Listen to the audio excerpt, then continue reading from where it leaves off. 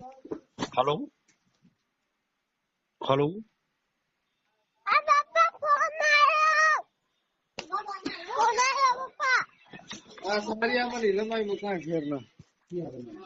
hello हाँ कौन तीनो क्या थी अरे नजीपुरा થી બોલો રાધનપુર થી તમે વિમલભાઈ બોલો હા વિમલભાઈ વાત કરું છું ગૌરવ સ્પેશિયલ માંથી હા હા હા બોલો તમે એક બહેની મંગાવી હતી કેટલા પશુને આપી એ બે પશુ ને આપી હતી બરોબર શું ફેર લાગ્યો